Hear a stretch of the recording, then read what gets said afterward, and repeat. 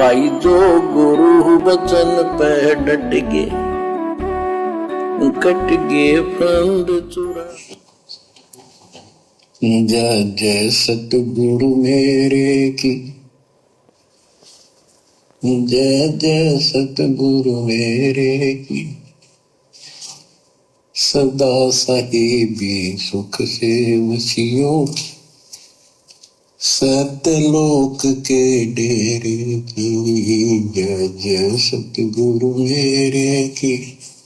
एकमात्र जय जय केवल अपने सतगुरु की ही होनी चाहिए। जय जय सतगुरु मेरे की, जय जय सतगुरु मेरे की।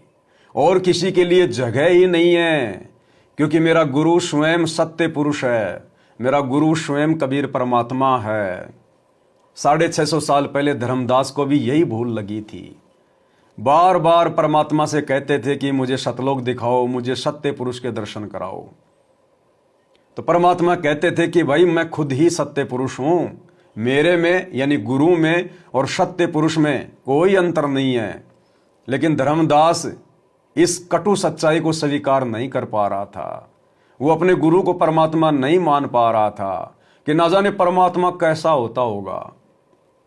ये मेरा गुरु तो, ये कबीर जी तो मेरे जैसा है, हाड़ चाम का शरीर है, इसके आंख भी हैं, नाक भी हैं, कान भी है, ये तो खाता भी है, पीता भी है। भगवान ऐसा थोड़ी हो सकता है। बार बार परमात्मा से प्रार्थना जिद करके बैठ गया। अंत में परमात्मा धर्मदास जी को सतलोक लेकर गए। और जब धर्मदास ने देखा कि सामने सिंहासन पर जो सत्य पुरुष बैठा है, अरे ये तो वही जिंदा बाबा है, अरे ये तो वही मेरे गुरुजी हैं काशी वाले कबीर जी। मैं तो व्यर्थ में उनके साथ वाद विवाद कर रहा था, उनसे जिद कर रहा था, मेरी मति मारी गई थी। और धर्मदास जी जब वापस आए सत्य पुरुष से मिलकर, तो लज्जित हो गए अपने गुरुजी के सामने, शर्मसार हो गए कि अब मैं क्या जवाब दूं। मेरा गुरु मुझे बार बार कहा करता था कि गुरु और गोविंद दो नहीं भाई, जब तक दो समझोगे दो जग में यानी नरक में जाई। अब मैं क्या जवाब दूं अपने गुरुजी को, ये घाव कैसे भरेगा मेरा। तो जब वापस आया तो चरणों में गिर गया। तब जिंदा बाबा के रूप में कबीर परमात्मा ने कहा, यानी धर्मदास जी के गुरु ने कहा कि अब तो तेरी संसा मिट गई ना, मेरी बात पे विश्वास कर लेता। बोला भगवान हम तो जड़मती हैं, मतिहीन प्राणी है, परमात्मा क्षमा करो, माफ करो। तो भाइयों और बहनों, धर्मदास जी के अंदर परमात्मा ने बार बार सत्य पुरुष को देखने की, उनके दर्शन करने की जो प्रेरणा की थी, क्योंकि आज हम बिचली पीढ़ी वालों को विश्वास दिलाने के लिए कि बिचली पीढ़ी वाले भगत शिक्षा प्राप्त करके, शास्त्रों से सारे प्रमाण देख के और इन महापुरुषों की जीवनी को पढ़ के, ये एफिडेविट जिनको परमात्मा सतलोक लेके गए, सब कुछ दिखाया, ये सारे उदाहरण देखने के बाद बिचली पीढ़ी वाले भगत अपने मन में बिल्कुल भी शंका ना करें कि हमारे गुरु के अलावा कोई कबीर और होगा, या हमारे गुरु जी के अलावा सतलोक में कोई और सत्य पुरुष बैठा होगा। आप और हमारी शंकाओं के निवारण के लिए परमात्मा ने धर्मदास जी के अंदर सत्य पुरुष को देखने की प्रेरणा की। तो आप और हम भगत भाई बहनों का यह संशय मिट जाना चाहिए। हमने अपने गुरु जी के अलावा कोई और कबीर दिखाई नहीं देना चाहिए। और यदि अभी भी हम अपने गुरु जी के अलावा किसी और का प्रकट दिवस मना रहे हैं, किसी और का फोटो अपने घर पे रखते हैं परमात्मा मान के, जैसे हमारे सतलोक आश्रमों से जुड़े हुए भाई बहन अपने गुरु के रहते सहते, कबीर भगवान के रहते सहते हर साल जून के महीने में उस दाढ़ी मूछ वाले नकली कबीर का प्रकट दिवस मनाते हैं। भगवान मानते हैं उस कागज के टुकड़े को, दाढ़ी मूछ वाली फोटो को, और अपने गुरु को केवल मानुष मानते हैं। सतलोक आश्रमों से जुड़े हुए सभी भगत भाई बहनों के घरों पर, इनके दरबार में, इनके लोकेट में अपने गुरुजी की फोटो के साथ साथ उस मुर्दा बेजुबान कागज के टुकड़े दाढ़ी मूछ वाले कबीर जी की फोटो भी मिलेगी। तो ये पतिव्रता पद की भक्ति नहीं है। फिर हमने धर्मदास जी से क्या शिक्षा ली, हमने कबीर सागर से क्या समझा क्यों परमात्मा ने उदाहरण पेश किए आप और हमें समझाने के लिए, और फिर भी हम वही गलती कर रहे हैं, तो भाई और बहनों फिर हम कैसे मोक्ष के अधिकारी बनेंगे। तो जय जय सतगुरु मेरे की, जय जय सतगुरु मेरे की, यानी भगत के मुख से एकमात्र एक ही शब्द निकलना चाहिए, एक ही जयकारा निकलना चाहिए। परमात्मा की दृष्टि से केवल एक ही मूर्त नजर आनी चाहिए, जय जय सतगुरु मेरे की, सतगुरु रामपाल जी परमेश्वर जी की। जय जय सतगुरु मेरे की, सदा साहिबी सुख से बसियो, उस अमरपुरी के डेरे की। निर्विकार निर्भय तू ही, और सकल वैमा, हे जी साधो और सकल वैमा, सब पर तेरी साहिबी, सब पर तेरी साहिबी, तुझ पर साहिब नाम, निर्विकार निर्भय। हमारे गुरुदेव भगवान सतगुरु रामपाल जी परमेश्वर जी इतने समर्थ हैं, उनके अलावा सृष्टि में और कोई निर्भय नहीं है, कोई निर्विकार नहीं है। निर्विकार यानी जो महापुरुष तीनों गुणों के प्रभाव से, 25 प्रकृतियों के प्रभाव से, काम क्रोध लोभ मद अहंकार के प्रभाव से दूर हो, जो अबंध हो, सर्वशक्तिमान हो, हमारे गुरुदेव के अलावा सृष्टि में कोई अन्य नहीं है। फिर ऐसा निर्विकार परमात्मा जिनको ना रजोगुण का प्रभाव सताए, ना तमोगुण का, ना शतोगुण का, फिर हम अपनी अज्ञानता में ये कैसे मान बैठे हैं कि हमारे गुरुजी ने 8 सितंबर के दिन गांव धनाना में इंद्रो माई के पेट से जन्म लिया है। ये शब्द बोलने से पहले कि हमारे गुरुजी का जन्म हुआ है, इंद्रो माई के गर्भ से हुआ है, हम नीचों की जीभ कट जानी चाहिए, जीभ। हम अपने गुरुजी के विषय में नहीं, हम परमात्मा के विषय में क्या बोल रहे हैं, हमने ये सोचना चाहिए। अपने गुरुदेव भगवान के विषय में कुछ भी बोलने से पहले, मन में चिंतन मनन करने से पहले, हमने ये विचार करना चाहिए कि हम अपने गुरुजी के बारे में नहीं, हम परमात्मा के बारे में बोलने जा रहे हैं। और परमेश्वर कभी किसी मां के गर्भ से जन्म लेके नहीं आता। इस सृष्टि में कोई ऐसी औरत, कोई ऐसी मां नहीं है जो परमात्मा को जन्म दे सके। सारी सृष्टि को अपने आधे बाल के ऊपर रखे हुए परमात्मा को 9 महीने अपने गर्भ में रख सके। इस सृष्टि में ऐसी कोई माता नहीं है। ये सतगुरु सबकी माता है, जिसने सबको अपने अंदर से उत्पन्न किया है। हम सब इस मां के अंश हैं। इसको भला कौन जन्म देगा। और फिर भी यदि भाई बहन मानते हैं कि हमारे गुरुजी का जन्म हुआ है, तो भाई फिर इस जन्म में आप मोक्ष की उम्मीद मत करना, क्योंकि गुरु को मानुष मानने वाला 84 लाख योनियों का अधिकारी होता है, नरक का अधिकारी होता है, सतलोक का नहीं। गुरु मानुष कर जानते वो नर कहिए अंध, और वह दुखी संसार में फिर आगे काल के फंद। काल के फंद में क्या क्या आता है? 84 लाख योनियां, नरक, घोर कष्ट, यातनाएं। तो ये गलती हम भाई बहन भूलकर भी ना करें। ये स्वयंभू परमात्मा है, स्वयं ही प्रकट होता है, जब चाहे जहां प्रकट हो जाए, जिस रूप में चाहे प्रकट हो जाए, जितनी बार चाहे प्रकट हो जाए। ये अबंध है, इन्हें रोकने वाला सृष्टि में कोई नहीं है। गरीब ऐसा सतगुरु हम मिल्या, बेपरवाह अबंध, परमहंस पूर्ण पुरुष, रोम रोम रविचंद। और हम अपने गुरुदेव को सतगुरु कहते हैं। सतगुरु कहकर उनके नाम का जयकारा लगाते हैं कि सतगुरु रामपाल जी भगवान की जय, लेकिन हम सतगुरु की परिभाषा से परिचित नहीं है।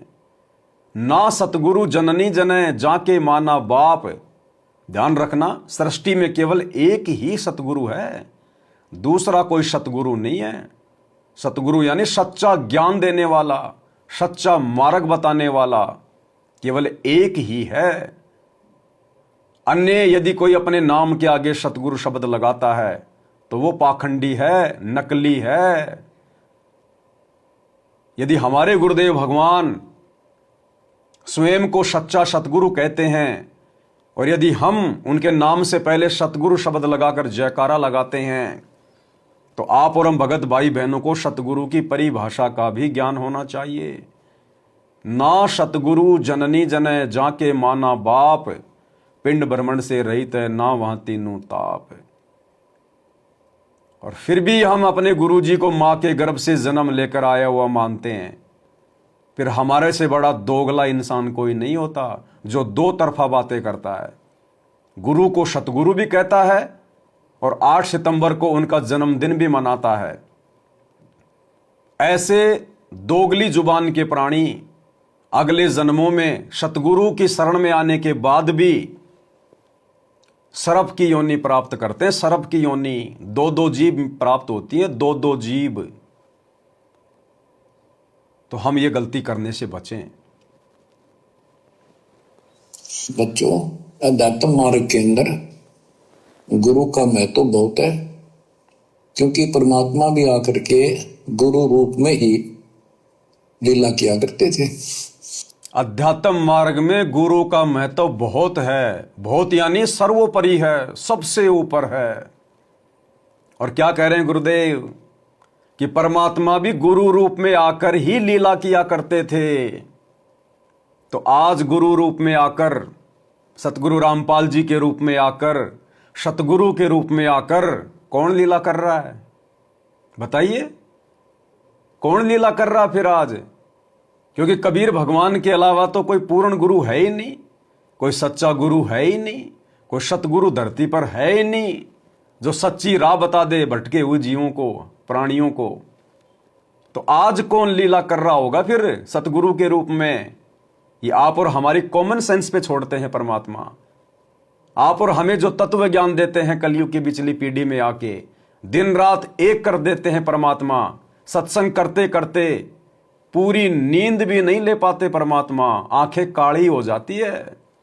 सिर्फ आप और हमसे अपनी पहचान करवाने के लिए ये ज्ञान फिर हमें क्यों दिया सतगुरु ने? इतना 30 साल तक क्यों इतना संघर्ष किया?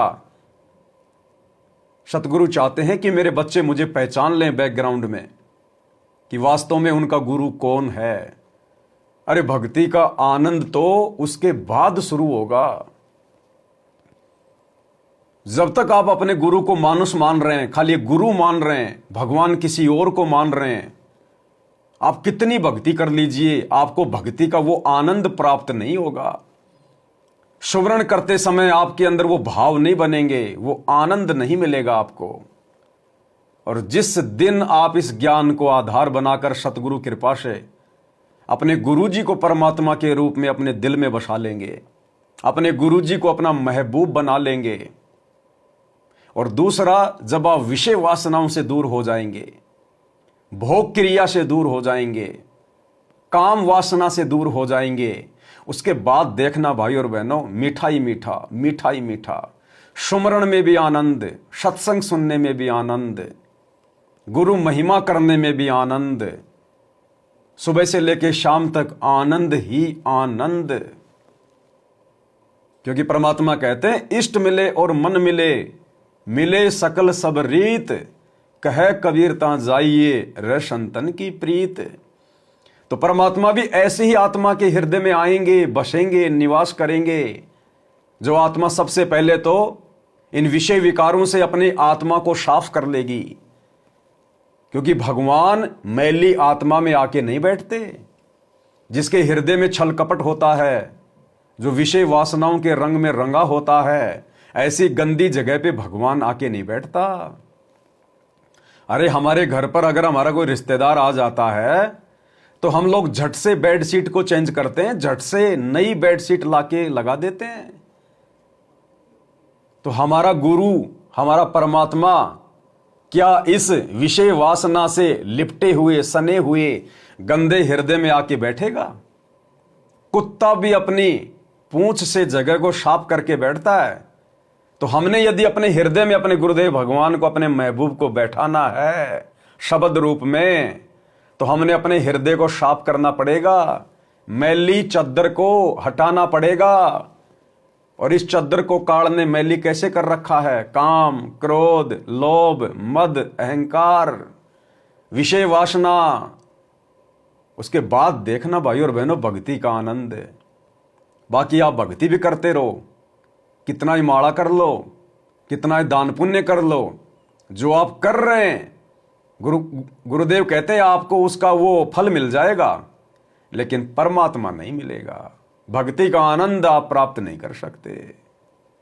तो गुरुदेव कह रहे हैं भक्ति मार्ग में गुरु का महत्व सर्वोपरि है। और परमात्मा भी गुरु रूप में ही आकर लीला किया करते थे। तो क्या आज वो परमात्मा गुरु रूप में आके लीला नहीं कर रहा? लेकिन ये सब हमें उस समय दिखाई देगा जब हमारा हृदय साफ हो जाएगा। हमें प्रत्यक्ष अपने गुरुदेव में कबीर भगवान दिखाई देगा, इनके अलावा कुछ भी दिखाई नहीं देगा। जब हमारा इनके प्रति प्रेम जागृत होगा, परमात्मा कहते हैं बिना प्रेम पावे नहीं, चाहे कोट समाधि लाओ।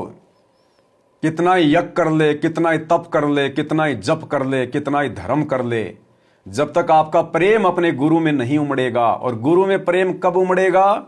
जब हम पतिव्रता पद पर आएंगे, एकमात्र अपने गुरुजी पर आश्रित हो जाएंगे, समर्पित हो जाएंगे, तब प्रेम उमड़ेगा। जैसे लड़का लड़की काल प्रेरणा से आपस में प्रेम कर लेते हैं और वो एक दूसरे के प्रति इतने समर्पित हो जाते हैं, लड़की भी अपने माता पिता को, अपने जन्मदाता को भूल जाती है, लड़का भी अपने माता पिता की शिक्षाओं को भूल जाता है, घर छोड़कर भाग जाते हैं। क्यों? क्योंकि आपस में उनके अंदर प्रेम उमड़ रहा है। भले ही उनका प्रेम विषय वासनाओं को लेकर उमड़ रहा है, लेकिन ये उदाहरण है। इसी प्रकार से जब हम स्वच्छ भाव से, शुद्ध भाव से अपने गुरुजी के प्रति समर्पित होंगे तो हमारा प्रेम उमड़ेगा। और जब गुरुजी के प्रति प्रेम उमड़ेगा तो फिर हमें दुनिया दिखाई नहीं देगी, केवल अपना परमात्मा दिखाई देगा। और परमात्मा में तो फिर सारी दुनिया बसी हुई है। एक साधे सब सदें, सब साधे सब जाए, और माली सींचे मूल को फलय फुलय अघाए। तो गुरुदेव भगवान के सत्संग करने का एकमात्र प्रयोजन यही होता है कि आत्मा जितना जल्दी हो सके गुरु में परमात्मा को ढूंढ ले, गुरु में परमात्मा को देखना शुरू कर दे। क्योंकि ये भक्ति की पहली सीढ़ी है गुरु, और आखिरी सीढ़ी भी गुरु ही है। और जिसकी ये वाली सीढ़ी कमजोर है, यानी जिसने अभी तक गुरु को केवल गुरु ही माना है, मानुष माना है, जन्म लिया हुआ माना है, परमात्मा नहीं माना, तो फिर ऊपर वो कैसे चढ़ पाएगा? नहीं चढ़ पाएगा। भाई जो गुरु बचन पे डट गे, कट गे फंद 84 के, कट गे फंद 84 के, कट गे फंद 84 के।